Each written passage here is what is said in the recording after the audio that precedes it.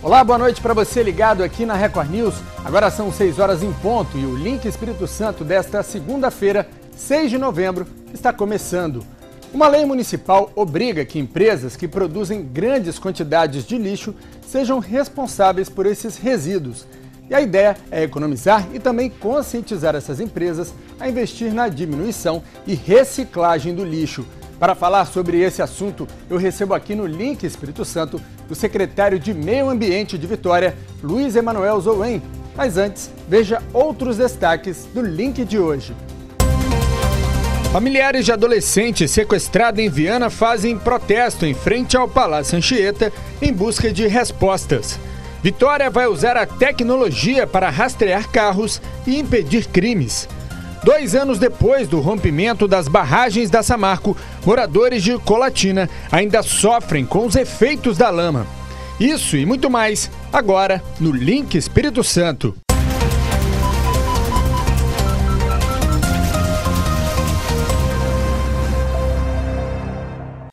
Mais 2 bairros de Vitória receberam nesta segunda-feira a implantação do estacionamento rotativo, Jardim da Penha e Enseada do Suá. Agora são 7 regiões da capital que contam com estacionamento pago. Cariacica e Vila Velha e outros municípios do Espírito Santo também já contam com o serviço.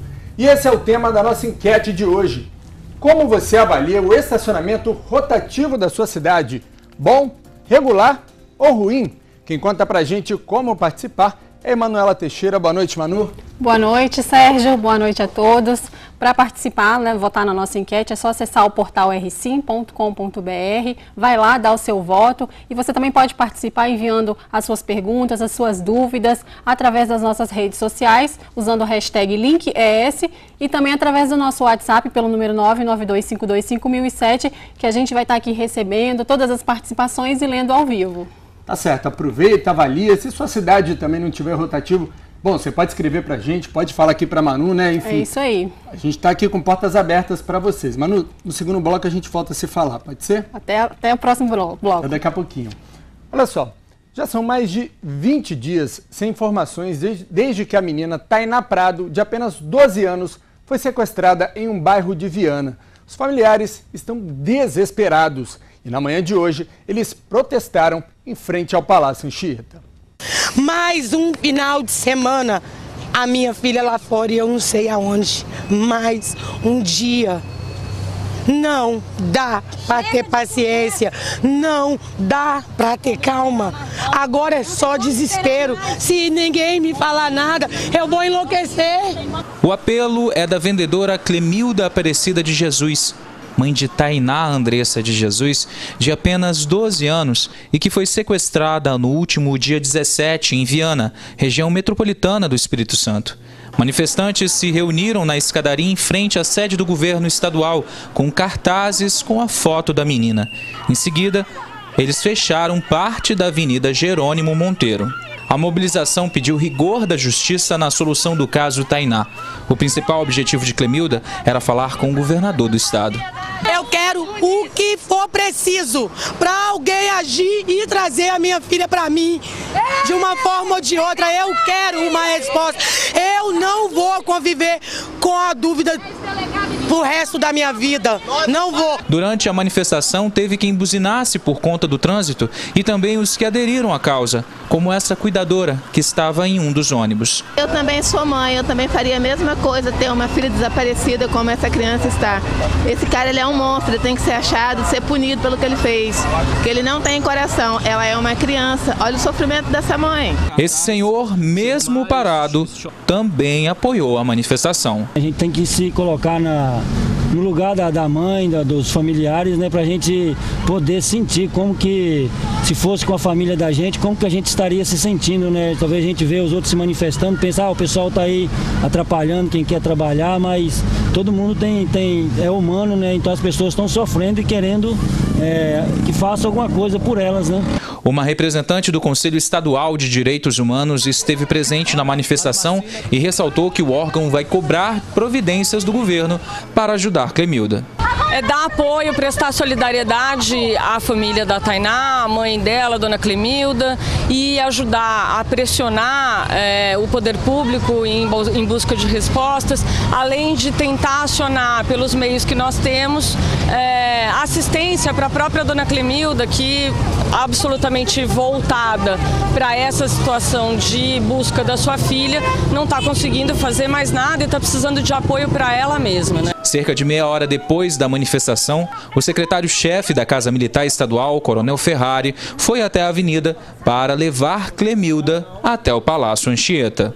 A mãe da Tainá, Clemilda e mais 6 manifestantes vieram caminhando da Avenida Jerônimo Monteiro até o Palácio Anchieta, sede do governo do estado, para uma reunião com o governador em exercício do Espírito Santo. Algumas pessoas ainda permanecem aqui à frente do local e só vão sair depois que a reunião acabar. Entre os que esperavam, Shirley da Silva Mariano. Ela perdeu a filha Emily Mariano da Silva em 2015, na época com 15 anos e de forma brutal. Pelo que eu fiquei sabendo, a minha filha foi mantida 4 dias viva, sendo estuprada, espancada. Isso é muito ruim para uma mãe ouvir. Mas eu tenho que conviver com isso todos os dias da minha vida. Até os dentes da minha filha eles arrancaram. Eu sofro muito com essa história. Então, toda vez que eu vejo uma mãe com a filha perdida, me sensibiliza muito, muito mesmo, porque eu sei o que eu passei, eu não desejo para o meu pior inimigo que eu passei. Crianças de uma escola que passeavam em um museu também se solidarizaram com a causa de Tainá.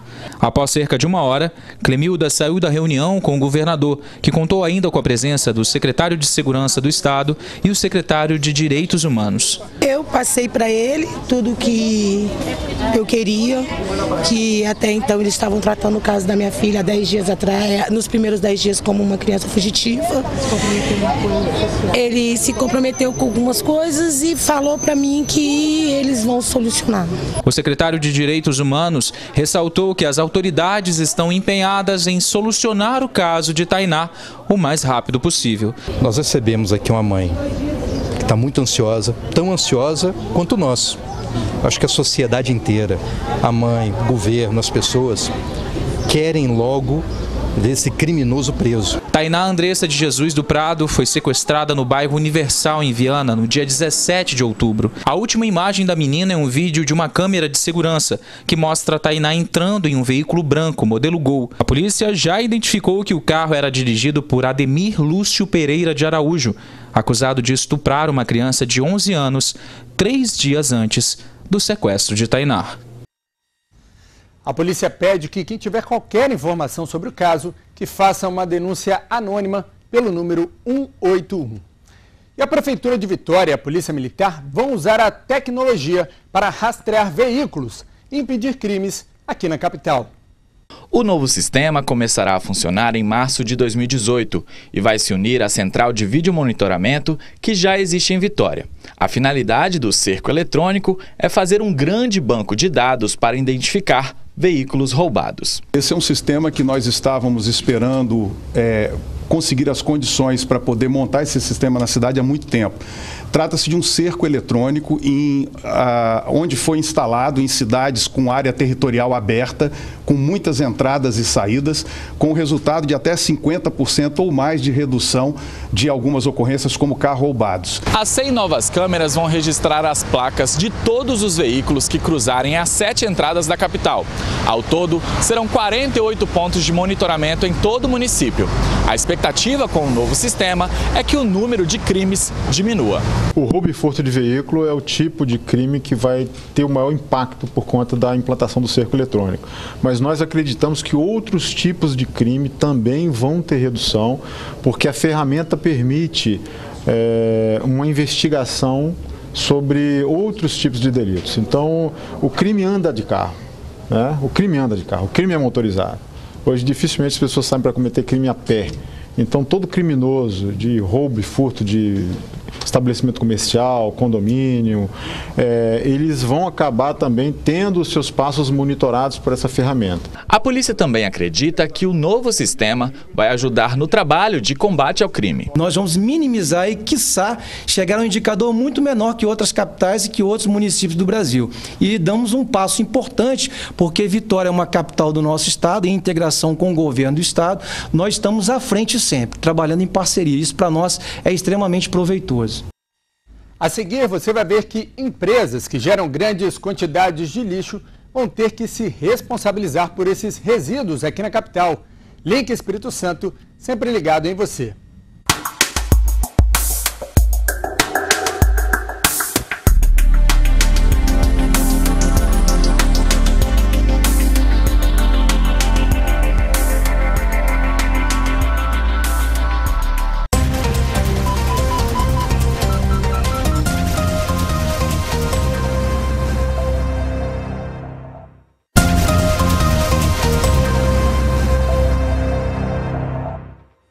Link Espírito Santo de volta e a nossa enquete de hoje quer saber como você avalia o serviço do estacionamento rotativo na sua cidade. Bom, regular ou ruim?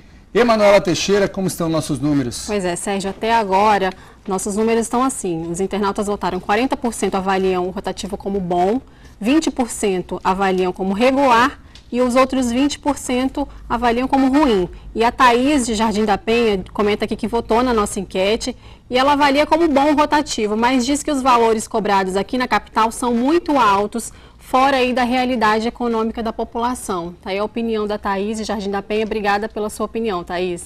Tá certo, os números estão bem divididos, né, Manu? E se você quiser participar, manda aqui sua pergunta que a gente vai ler, inclusive para a nossa entrevista do dia. A gente vai começar agora. A Prefeitura de Vitória começou a aplicar neste mês uma lei que obriga que empresas que geram grandes quantidades de lixo, como supermercados e shoppings, por exemplo, a contratar uma empresa que colete e transporte os resíduos até o destino final. Quem não cumprir a lei vai pagar multa e pode até ser fechado. Para falar sobre esse assunto, eu converso agora com o secretário de Meio Ambiente de Vitória, Luiz Emanuel Zoen. Secretário, muito boa noite, bem-vindo aqui ao Link Espírito Santo. Boa noite, Sérgio. Boa noite, Emanuela. secretário. Boa noite. E boa noite a todos os telespectadores da Record News.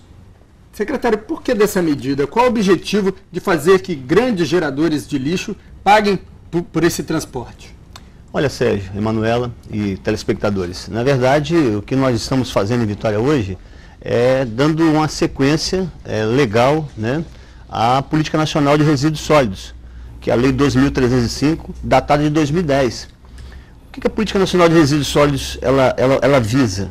Ela visa orientar o país, né? Naturalmente, tudo começa pelos municípios, a se organizarem melhor para que a gente fuja de uma posição absolutamente absurda em 2017 o Brasil ocupar como 11º país latino-americano quando o assunto é saneamento básico. Então, o Brasil, nós estamos vivendo na época colonial, quando o assunto é lixo, esgoto, né? Resíduos. A população brasileira ainda precisa descobrir melhor, e nós precisamos trabalhar isso com muito afinco e com muita delicadeza para orientar nossos munícipes a entender a diferença de lixo para resíduo. Então, tudo isso está contido na Política Nacional de Resíduos Sólidos e é essa orientação que nós trazemos pela lei municipal que foi aprovada pela Câmara Municipal em 2016 e a partir do decreto que o prefeito municipal, Luciano Rezende, promulgou em maio desse ano. Ou seja, todos os grandes geradores de lixo já são sabedores da lei desde 2010. Está todo mundo avisado. E alguns deles já vêm cumprindo a legislação. Você falou de shoppings aqui, tem shoppings em Vitória que já fazem o seu próprio recolhimento e a sua própria destinação do lixo que produzem. Secretário, essa medida, a lei passou a valer a partir do dia 1º. Mas a medida, enfim, a Prefeitura já está cobrando dessas empresas essa medida? Veja, Sérgio, me permita assim, gentilmente corrigi-lo, né? A lei está valendo desde 2010. O que o município está fazendo e fez em 2016, como eu disse, foi através de uma lei municipal organizar a Política Nacional de Resíduos Sólidos de acordo com a nossa realidade, com a realidade de Vitória, uma cidade com 90 km² de área, né, super peculiar na forma de lidar com a questão do lixo. Vitória é uma das poucas cidades do Brasil que tem recolhimento diário do lixo, de segunda a sábado, 6 vezes por semana. Então, o que nós precisamos entender é qual é o papel da Prefeitura. O município recolhe lixo devidamente acondicionado em sacolas plásticas, né? E faz uma capina, roçagem e limpeza das nossas vias regularmente. Qualquer outra coisa é transgressão. Os grandes geradores de lixo são aqueles que produzem de 200 litros ou mais de lixo diariamente. Então, são esses que vão ter a lei aplicada agora para que eles estão, a partir do dia 1º, né, depois do decreto publicado em maio, 6 meses depois nós demos de tempo, e os grandes geradores agora estão mais do que habilitados, são obrigados a fazer a coleta e destinação desses resíduos. Tá certo. Secretário, quais são as consequências para quem não cumprir essa medida? Olha, o município vem vivendo, a partir desse ano, eu tenho trabalhado muito insistentemente sobre isso, colocamos à frente da Secretaria de Meio Ambiente e Serviços Urbanos a nossa locomotiva, que é a educação ambiental. Então, nós estamos conversando muito com os moradores, com os nossos empreendedores, a associação de supermercados, né, as padarias, né, as farmácias, todos aqueles que produzem muito lixo, para que eles se adequem à legislação. Naturalmente, o último estágio disso é a parte punitiva, que nós não queremos fazer. Para vocês terem ideia, nós tivemos 58 cadastros voluntários, até porque a Prefeitura disponibilizou um link no seu site, desde maio, para que todos os grandes geradores de lixo pudessem fazer um cadastro voluntário, se colocar à disposição do município e dizer, olha, eu a partir de 1º de novembro vou coletar e vou destinar o meu próprio lixo. Então, 58 já estão cadastrados, nós temos em torno aí de 150. Né? Então tem uma gama de grandes geradores que não precisam se adequar à legislação. Se a gente for falar da punição, é multa, e se continuar, já tem um valor para essa multa? Olha, a multa por descarte irregular de lixo em Vitória começa a partir de R$400. Só que nós temos um agravante, nós fizemos um decreto em 2016, vocês se lembram? Majorando os valores das multas ambientais. Então as multas ambientais de Vitória hoje são milionárias. Né? Então o descarte irregular de lixo não é só um problema de limpeza urbana, é um problema ambiental. Nós podemos enquadrar qualquer grande gerador de lixo que não cumprir a legislação, como também um transgressor das leis ambientais. Um problema ambiental tem que ser levado a sério. Manuela, nós temos participações. Temos aqui uma participação do Roberto, lá de Santo Antônio. Ele comenta que vê 2 vizinhos periodicamente jogando pneus, sofás e até cadeiras, pedaços de micro-ondas na rua. E ele pergunta se ele pode denunciar, como ele pode denunciar esses vizinhos à prefeitura. Nesse caso é diferente, né, secretário? Mas também não pode, né? Não, é isso que eu estou dizendo. Na verdade, a participação do telespectador é importantíssima, porque ao município caberá a punição se nós tivermos provas cabais da transgressão. Se ele tiver uma foto, um filme, ou se ele mesmo indicar, quiser denunciar o morador que está fazendo isso, é só ligar para o 156, cadastrar a denúncia, que nossa fiscalização vai imediatamente até o local fazer a notificação e a multa. Tem um canal de... Qual é o canal de denúncia? 156, cadastro efetivo, gera um protocolo que vai cair exatamente dentro da gerência de fiscalização da Secretaria Municipal de Meio Ambiente e Serviços Urbanos, e os nossos fiscais de serviço vão até lá e vão fazer a notificação e a multa. Secretário, uma vez que uma empresa não queira pagar para que outra empresa faça esse recolhimento, que queira usar o serviço público, isso ainda é possível mesmo sem multa? É possível. Na verdade, a legislação, ela prevê 2 modalidades para os grandes geradores de lixo. Ou eles contratam empresa privada, né? E aí, aliás, é bom que se diga que em maio nós só tínhamos 3 empresas em Vitória habilitadas a esse trabalho. De maio até agora, esse número aumentou para 11. Ou seja, isso criou um ambiente também novo de negócio na cidade de Vitória. Ou contrata o serviço da própria prefeitura e vai pagar por isso o preço público. O preço público hoje é em torno de 8 centavos por litro, mais 10% desse valor que vai para um fundo de educação ambiental. Isso é o que a legislação prevê. Secretário, muitas empresas podem estar se perguntando, né? Muitos empresários, eu já pago imposto para isso, por que eu vou ter que pagar outra empresa para, enfim, para ter esse serviço prestado para mim? Olha, veja, o CNPJ, a gente não está falando de CPF, os moradores de Vitória não vão pagar por isso. Já pagam no seu carnê de PTU a taxa de lixo descontada regularmente, anualmente. Né? O grande gerador é um CNPJ, é uma empresa, é um empreendedor. O que nós precisamos que todos tenham consciência e se habilitem a esse novo papel é que grande gerador hoje pode ser um pequeno gerador amanhã. É preciso que comece a separar resíduo daquilo que é lixo, né? Fazer a sua coleta seletiva, ele pode programar a coleta seletiva. Nós pagamos 2 contratos com a Associação de Catadores em Vitórias que dependem do resíduo para poder continuar reciclando, vendendo e autossustentando suas famílias. Ou seja, o processo futuro que nós almejamos é a coleta seletiva. E os grandes geradores, eu posso citar aqui, por exemplo, a Câmara Municipal de Vitória. Conversei com o presidente Vinícius Simões, a Câmara hoje produz em torno de 250 litros de lixo por dia. Quer dizer, entra aí na lei, né? Está na lei, vai ter que, mas vai se adequar. Mas o trabalho que a Câmara começa a fazer, daqui a 60, 70 dias, no máximo 90 dias, é bem possível que a Câmara já deixe o estágio de grande gerador para pequeno gerador, porque vai separar o seu lixo e vai destiná-lo corretamente a quem pode, naturalmente, ter renda com esse lixo. Aliás, diga-se de passagem, resíduo é algo muito rico, né? Nós precisamos saber trabalhar com isso. Tá certo. Manu, tem mais pergunta? Tem aqui outra pergunta da Ellen, de Santa Lúcia, em Vitória. Ela comenta que em Florianópolis existe um programa de educação junto aos catadores de rua, aos catadores de lixo, que muitas vezes espalham o lixo pelas ruas e ajudam aí a deixar as ruas mais sujas. Ela pergunta se esse programa poderia também ser implantado de educação junto aos catadores aqui em Vitória. Olha, catador regular na cidade, ele não deixa lixo espalhado pela rua. Repito, a Ascamari e a Marive são duas associações de catadores regulares na prefeitura. Nós pagamos R$250 mil anuais em contrato para esses catadores, que além disso, com o resíduo que eles captam, que eles podem levar para si, e aí a generosidade das pessoas pode ajudar esses cidadãos a aumentar a sua renda, eles resolvem o problema de uma parte desses resíduos. Tem outras pessoas querendo participar dessas associações, mas nós precisamos de fazer isso. O que tem acontecido é que as pessoas que espalham lixo nas ruas são pessoas que estão vivendo à margem da sociedade. E nós estamos trabalhando muito intensamente em Vitória com a Secretaria de Ação Social, cuidando de programar, de chamar essas pessoas para abrigos sociais. Não é uma tarefa fácil, não é uma tarefa fácil. Tem moradores em situação de rua, usuários de droga. A prefeitura tem um trabalho intenso. Para vocês terem ideia, em 2013, nós tínhamos catalogado 740 moradores de rua em Vitória. Hoje nós trabalhamos com aproximadamente 250, que não vêm de Vitória só. Vem de toda a grande Vitória, vem de outros estados que fazem divisa com o Espírito Santo. E naturalmente procuram Vitória porque é uma cidade mais, tem uma compleição mais que favorece esse tipo de situação. Tá certo. Secretário, agradeço muito sua presença aqui no Link Espírito Santo.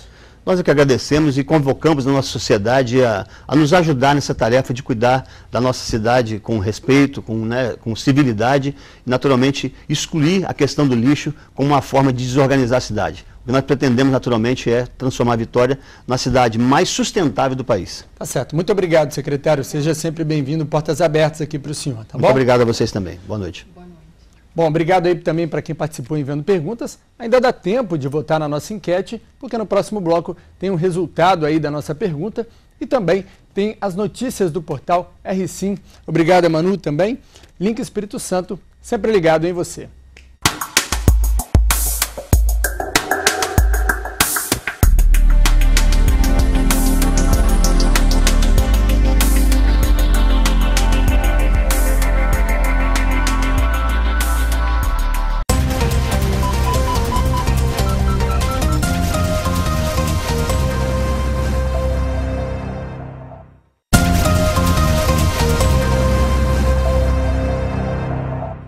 Link Espírito Santo de volta e a nossa enquete de hoje perguntou como você avalia o serviço do estacionamento rotativo da sua cidade. Bom, regular ou ruim? Manu, como ficou nossos números aí? Pois é, ficou assim, Sérgio, 60% avaliaram como bom, 10% avaliaram como regular e 20% avaliaram como ruim. E a gente tem aqui a participação do Braz, lá da Serra de Novo Horizonte, que sempre participa aqui com a gente. Ele comenta que lá na Serra já deveria ter o estacionamento rotativo, principalmente nas áreas de comércio de Laranjeiras e de Jardim Limoeiro, que é muito difícil encontrar uma vaga de estacionamento. A Prefeitura aí da Serra já fez uma consulta, enfim, em breve promete implantar, sim, Braz, esse sistema rotativo lá no município, principalmente lá em Laranjeiras, que realmente o trânsito por lá não é nada fácil, né, Manu? Agora você trouxe também notícias e destaques do nosso portal R-Sim, não é isso, Manu? Pois é, hoje a gente traz uma notícia muito boa para o esporte capixaba, Sérgio. Uma das principais atletas da natação capixaba, a Estefânia Milanês, conquistou 4 medalhas de ouro no Campeonato Brasileiro Master, que aconteceu nesse final de semana lá em Curitiba. Além da medalha de ouro, ela também conquistou uma de bronze. E as medalhas de ouro foram nas provas dos 50 metros livres, 50 metros costas e 50 metros borboleta e 1000 metros costa. 100 metros costas, desculpa. O bronze foi conquistado no revezamento 4x50 metros livres, misto durante toda a competição. E a Estefânia bateu também o recorde sul-americano dos 50 metros de borboleta, se tornando aí a recordista aqui na América do Sul, na categoria. Tá certo. Parabéns, né? Parabéns para ela. A gente sabe que a Estefânia sempre foi um grande talento aqui da natação capixaba e agora ela também, enfim, ela parou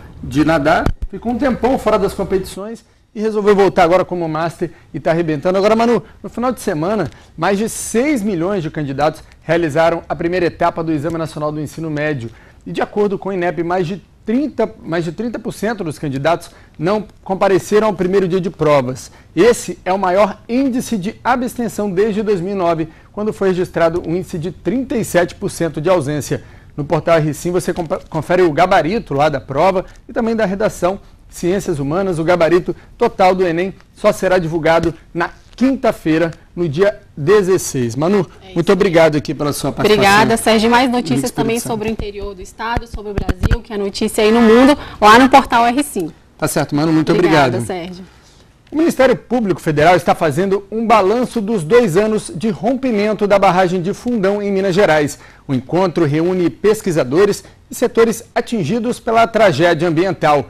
Quem tem as informações é o repórter Rodrigo Schroeder. Boa noite, Rodrigo. Boa noite, Sérgio. Boa noite a todos. Ontem completaram 2 anos do rompimento da barragem da Samarco, em Mariana, e um seminário aqui na UFES faz um balanço do que já foi feito e do que ainda é necessário fazer para reparar os danos dessa que é a maior tragédia ambiental do país. E para isso eu converso com o Paulo Henrique Trazi, ele é procurador da República em Linhares. Boa noite, Paulo Henrique. Boa noite, Rodrigo. Boa noite a todos. Qual é a situação hoje, 2 anos depois do rompimento da barragem? A situação é caótica, ela tem muita desinformação, as pessoas atingidas não se sentem compensadas, com seus direitos recuperados, e nós viemos trabalhando sempre para dar voz a essas pessoas, voz aos atingidos, empoderamento, para que elas possam ter seus direitos garantidos. Quais direitos são esses que ainda não foram reparados, né? Não foram feitos? As indenizações pelos danos materiais e morais praticamente não ocorreram. As alternativas de vida para aqueles que não podem mais voltar a viver do seu modo de vida que tinha antes também não aconteceram. Nem mesmo a recuperação daquelas pessoas que poderiam voltar a viver como viviam antes. E de que forma que o Ministério Público hoje está atuando? O que vai ser feito? 2 anos agora, de que forma que vocês enxergam que ainda podem atuar? Após a ação civil pública que exige 155 bilhões de reais da Samarco, BHP e Vale para a recuperação e compensação dos danos ambientais e sociais, está sendo firmado um acordo de diagnóstico em 3 eixos. Um eixo socioambiental, um eixo socioeconômico e um eixo que faça uma análise crítica dos trabalhos executados e dos programas propostos pela Fundação Renova. Com esse diagnóstico, nós poderemos ter finalmente uma noção exata e isenta do que aconteceu e o que deve ser feito para recuperar e compensar esses danos. São 2 anos, né? Essa raio-x também já foi feito há um tempo atrás. Qual é a garantia para quem é atingido e para a população no geral, né, de que algo vai ser feito? Os diagnósticos realizados até hoje foram feitos de maneira ou parcial ou no interesse das empresas causadoras do dano. Esse diagnóstico proposto agora são de instituições da confiança do Ministério Público Federal, principalmente no eixo socioeconômico. A construção do acordo é feita com a participação social e que as comunidades atingidas tenham voz durante todo o processo de diagnóstico. Com isso, tanto o diagnóstico como as medidas futuras de reparação e compensação terão protagonismo da comunidade. Agradeço a sua presença aqui. Muito obrigado pelo espaço. Sérgio. Obrigado, Rodrigo. E no próximo bloco, as notícias de todas as regiões do estado. Não saia daí, o Link Espírito Santo volta rapidinho.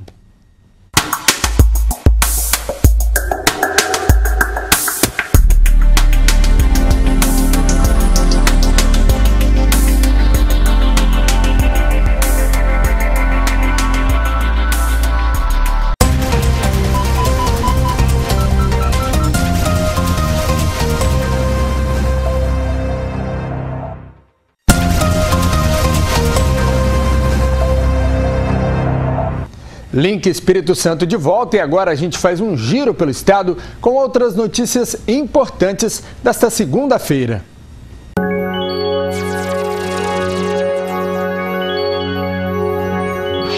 Boa noite para você que está acompanhando o Link Espírito Santo. Em Itaperoroma Alta, interior de Anchieta, uma família apostou na fabricação de produtos caseiros e deu certo.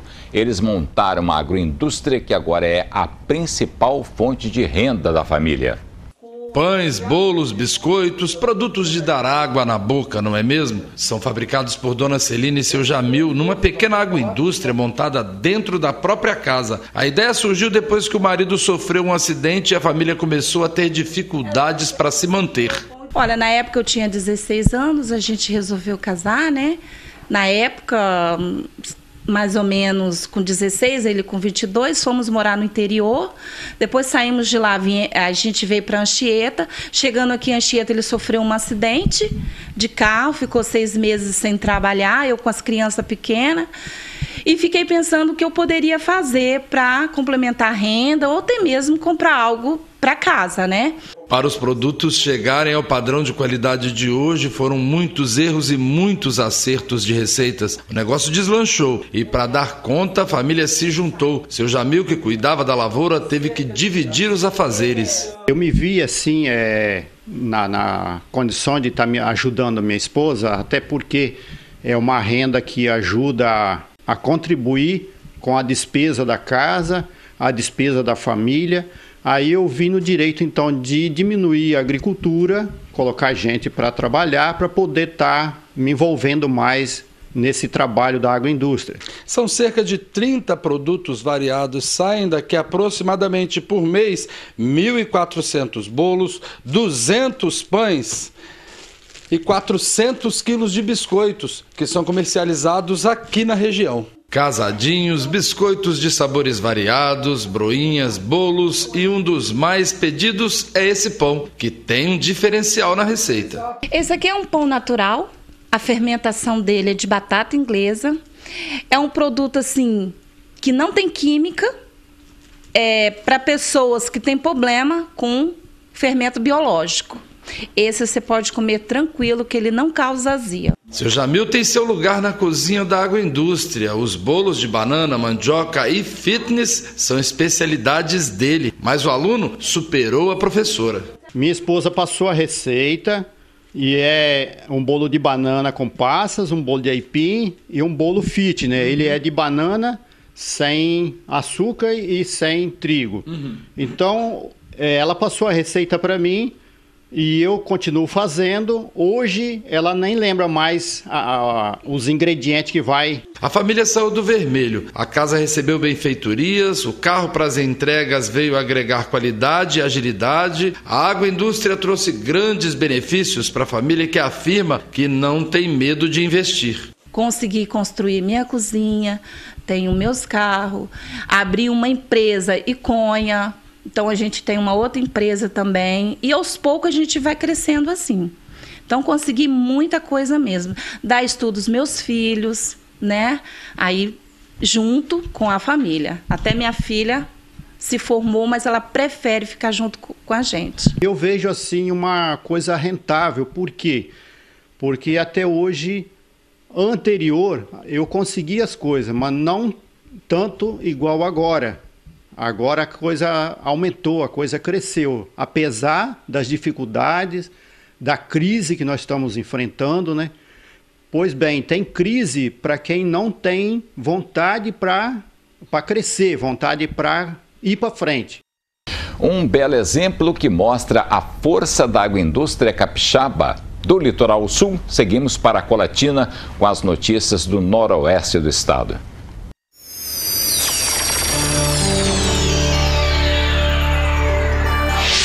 Ontem, a maior tragédia ambiental registrada aqui no Brasil completou 2 anos. Um crime que continua praticamente impune. Depois do rompimento de uma barragem da mineradora Samarco no dia 5 de novembro de 2015, em Minas Gerais, 22 pessoas foram indiciadas. Ninguém foi preso. 19 pessoas morreram e mais de 60 milhões de metros cúbicos de lama de rejeitos de minério foram parar na calha do Rio Doce. A cidade de Colatina, aqui na região noroeste do Espírito Santo, foi a mais prejudicada pela contaminação. O município depende quase que exclusivamente do rio para abastecer os lares e empresas. Mesmo maltratado há muito tempo pelo homem, ele está ali, imponente. Mas a sua resistência aos poucos vai se desgastando. Em novembro de 2015, aconteceu a tragédia que causou o maior impacto ambiental da história brasileira, com um volume total despejado de 62 milhões de metros cúbicos de rejeitos de minério de uma barragem da mineradora Samarco, que se rompeu em Mariana, Minas Gerais. A lama chegou ao Rio Doce, cuja bacia hidrográfica atinge 230 municípios dos estados de Minas Gerais e Espírito Santo, muitos dos quais abastecem sua população com essa água. como é o caso de Colatina, município situado na região noroeste do Espírito Santo, que hoje utiliza o manancial para mandar a água para as casas e empresas. Na época do que também é considerado o maior crime ambiental do país, espécies de peixes tiveram que ser retiradas para não serem exterminadas pela ação tóxica. A Renova, criada para pôr em prática ações que cessem ou amenizem as ações prejudiciais causadas pela mineradora, alega que laudos são feitos periodicamente, o que é afirmado também pelo Sanear, órgão responsável por captar, tratar e distribuir a água no município. Laudos esses que são postados constantemente no site da Prefeitura, como esse do dia 26 de outubro deste ano, que atesta que a água é potável. Entre a população, a desconfiança de se consumir o líquido distribuído para os moradores é praticamente uma unanimidade. Não toma água em casa não tem nem condições de tomar essa água. Essa está cheia de minério. Você pode colocar no copo, parece que no fundo, parece que é minério no fundo. Quando é água amarela, não pode usar água para beber e nem para cozinhar. Eu mesmo não estou usando. Não, lá em casa, para beber, para comer, só usa água só mesmo para lavar roupa, limpar a casa, né? Ninguém toma água. O consumo, beber para cozinhar, água mineral? Água mineral. Que eu vejo que a cidade precisa de ajuda. A gente vai lá, vê o fundo da caixa, a caixa está cheia ainda de sujeira. E não dá, a água sai amarela. 2 anos se passaram da maior tragédia ambiental registrada no Brasil. Tragédia essa que trouxe para a calha do Rio Doce um mar de lama contaminada. E apesar da desconfiança da população e do questionamento de várias entidades com relação à água que é consumida aqui no município de Colatina, o órgão competente responsável pela captação, tratamento e distribuição dessa água para a população afirma que o líquido está apto para o consumo. Na realidade, com relação aos laudos, já são feitos desde 2015, eram feitos com mais intensidades, agora já diminuiu a intensidade, faz assim, periodicamente, faz um dia em cada estação de tratamento, né? Faz hoje na 1, na 2, na 3 e repete, volta novamente. E do Rio também é feito constantemente, não só pela Renova, como pelo nosso laboratório, que é o Tomás, que é contratado pelo Sanear.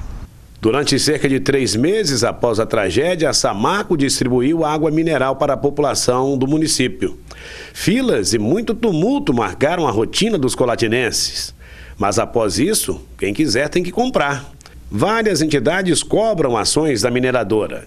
Entre elas, que as autoridades judiciais providenciem laudos que comprovem ou não a potabilidade da água captada do Rio Doce. O que nós queremos saber hoje, depois de 2 anos, é como é que está realmente a qualidade da água que nós estamos consumindo aqui na cidade de Colatina.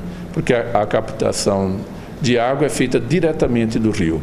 A gente ouve tantas pessoas perguntando, falando, alguém vem perguntar para a gente, o senhor toma desta água, essa água é boa? Porque esperam da gente e confiam na gente uma resposta.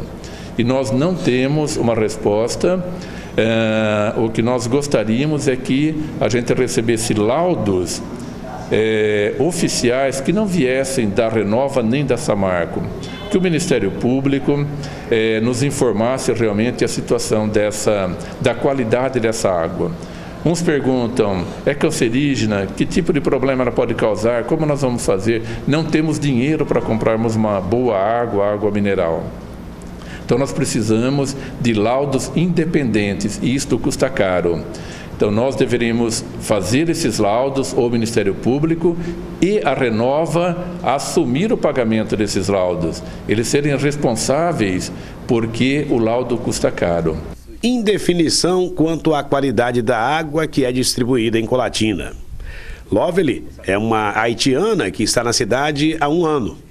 Por não ter condições de comprar água mineral, ela bebe a que chega até a sua casa. Mas a desconfiança é grande e reclama inclusive de coceiras pelo corpo.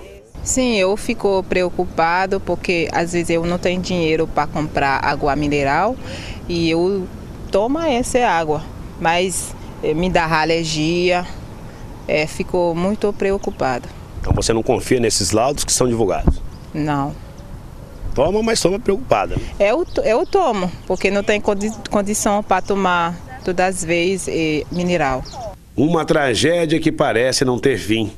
Autoridades afirmam que a água está boa para o consumo. A população segue desconfiada, esperando que a justiça intervenha no caso e mostre laudos solicitados por autoridades judiciais. O certo é que o imponente Rio Doce, que hoje sofre com a seca, vem ao longo da sua história travando uma luta incansável contra as ações do homem.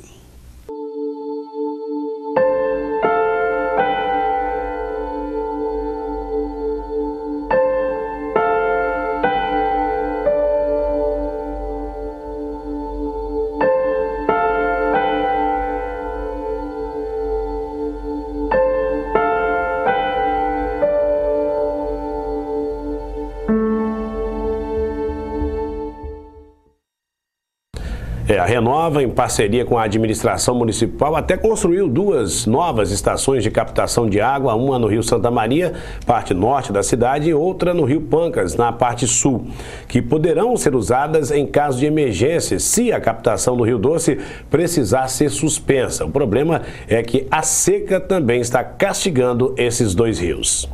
E na manhã do último sábado, a Diocese de Colatina, junto com outras entidades, a Diocese realizou o 3º manifesto em favor do Rio Doce, cobrando ações dos envolvidos e causadores do desastre ambiental. Na manhã do último sábado, moradores de Colatina realizaram uma manifestação pelas ruas da cidade, lembrando os 2 anos do rompimento das barragens de minério da Samarco em Minas Gerais, que ocasionou na maior tragédia ambiental já registrada no país. Com cartazes e cruzes, os manifestantes lembraram os 19 mortos no desastre e também os rastros de destruição no Rio Doce. Eles cobraram atitudes dos órgãos federais para punir os envolvidos no caso. É a população que continua cobrando providências e ações com relação a esse desastre ambiental. São essas as informações aqui de Colatina. Agora vamos para o município vizinho de Linhares.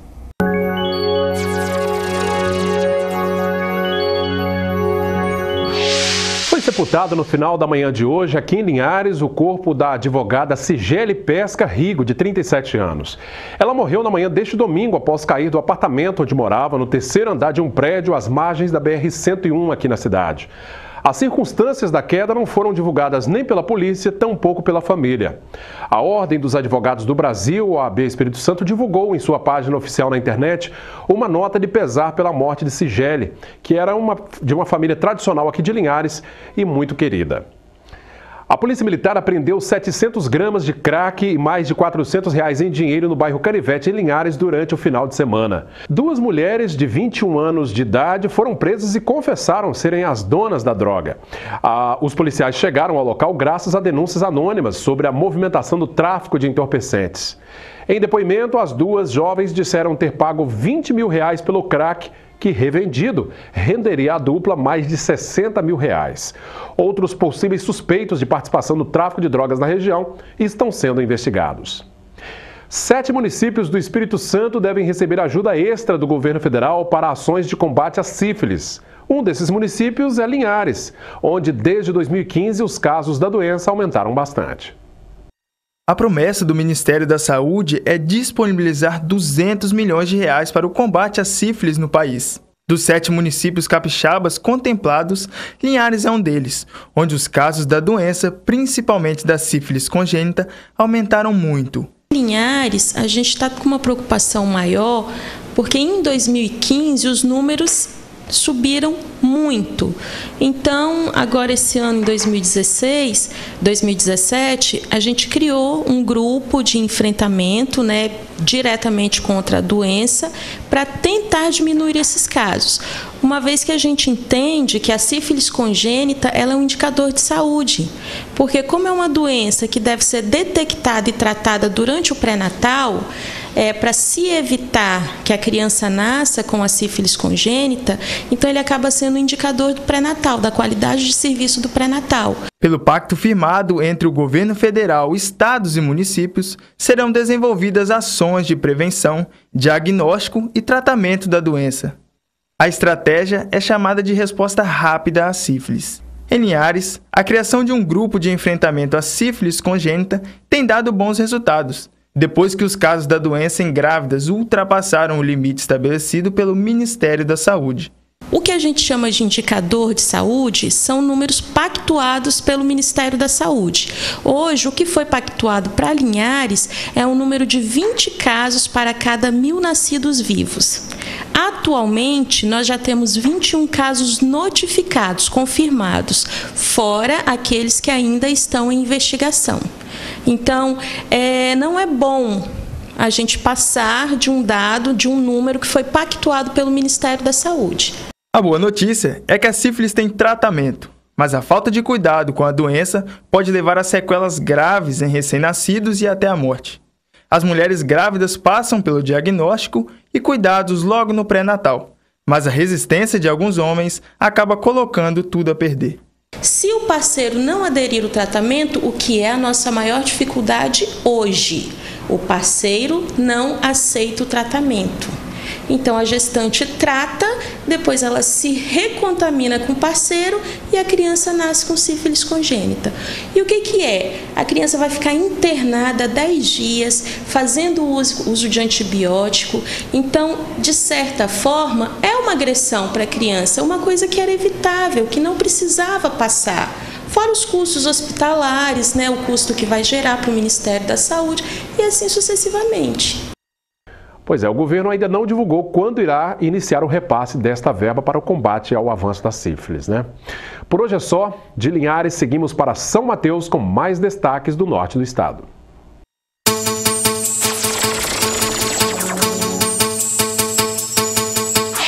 Olá, boa noite. No Link Espírito Santo, aqui de São Mateus, nós vamos falar sobre profissões. Na quinta-feira, estudantes de escolas municipais e estaduais vão poder conhecer de perto as mais diversas profissões oferecidas pelo CEUNES.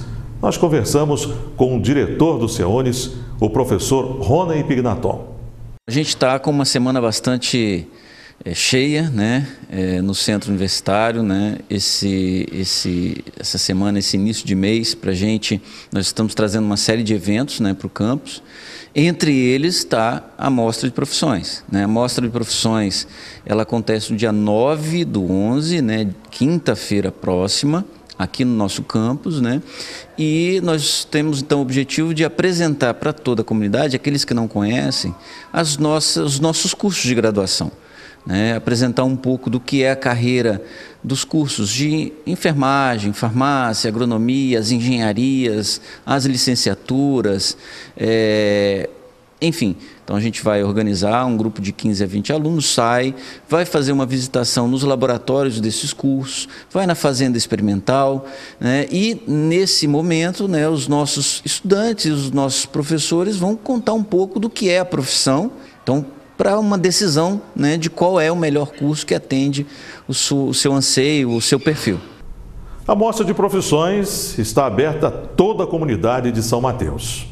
A terceira semana de diversidade promete também discutir com a sociedade mateense, com comunidades tradicionais, temas relevantes, como questões raciais, de gênero, sexualidade, entre outros. Essa é a terceira semana de diversidades aqui do CEUNES, né, e a semana de arte e cultura da UFES, né. A ideia da semana, né, de ambos os eventos, né, que estão acontecendo em paralelo, é trazer discussões para dentro da universidade, né, a respeito das minorias, né, de todo os demais, assim, né, a gente tem convidados, né, pessoas de fora e pessoas aqui mesmo da região, né, como os quilombolas, né, o jongo, né, tem várias atividades, temos oficinas, né, durante o evento, enfim, uma série de atividades. Você acha que a sociedade ainda resiste a aceitar algumas diversidades? Sempre tem, né? E na maioria das vezes a gente percebe que é por falta de esclarecimento, né? Então a ideia da semana é justamente isso, trazer esse esclarecimento para as pessoas. E o evento ele é aberto a toda a comunidade acadêmica e a comunidade externa também. A terceira semana está sendo organizada pelos alunos e vai até sexta-feira.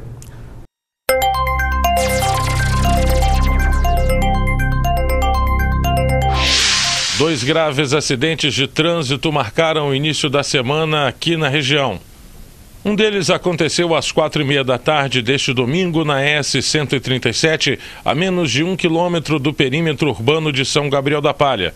Nele perdeu a vida o jovem Júlio César Ângeli Vilar, de 21 anos, que seguia no sentido Nova Venécia.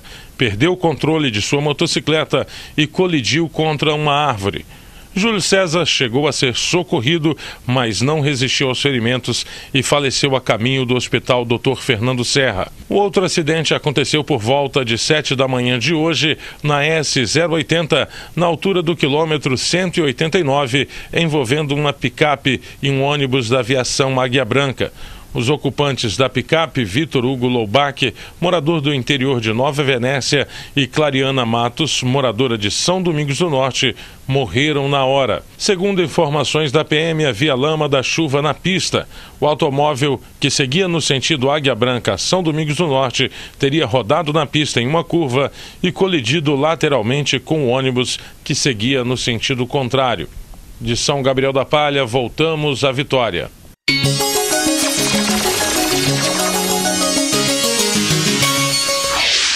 O Link Espírito Santo desta segunda-feira fica por aqui. Uma ótima noite para você.